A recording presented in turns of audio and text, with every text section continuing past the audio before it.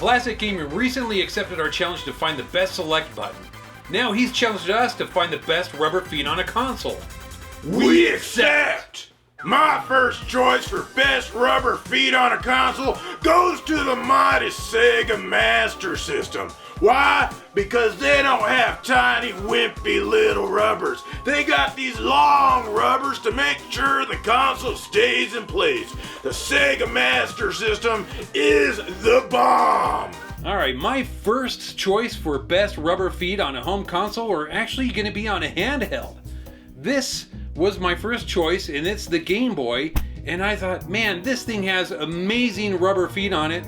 And when I went to go grab my own, I realized that I was the one that actually put the rubber feet on there. The console didn't come with it. I felt that it needed it, and I put it on there. So these are just not there for real. So this disqualifies this system, and it's out of there. So Dave's an idiot. I pick a real console like the PlayStation 2 for my second choice. Why? Because look at these rubber feet. They are amazing. You can pick them off with your fingernail. You can rotate them 90 degrees, even 180 degrees if that's what you need to do.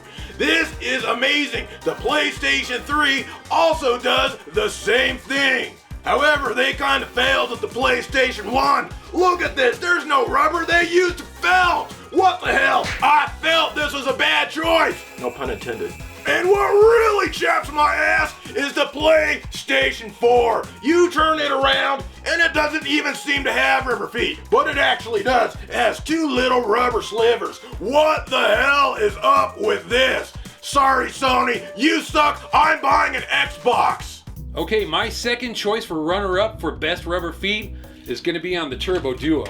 Now, as we all know, this is a great system that doesn't get as much love as it should, and I was like, yeah, I really got to fit this in this video somewhere because it's got to be known that it has great rubber feet, but as you turn it over to look at it, it's really not that great because the front bottom of the console has these two long plastic protrusions and they really do nothing to hold this system in place.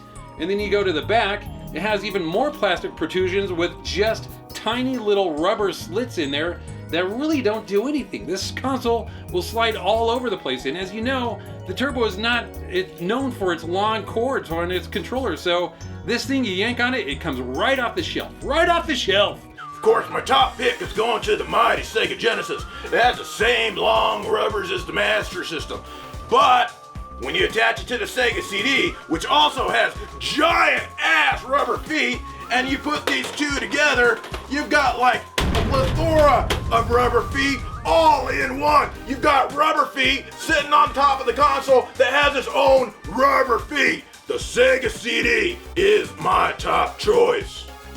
Alright guys, my choice for the best rubber feet on home console is gonna have to go to the Nintendo Wii. Yes, the little white wonder that everybody loved, even your grandma.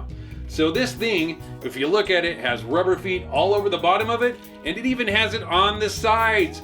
Nintendo thought of everything for people who have just minimal side space so they can stand it up, and it still has rubber feet for traction.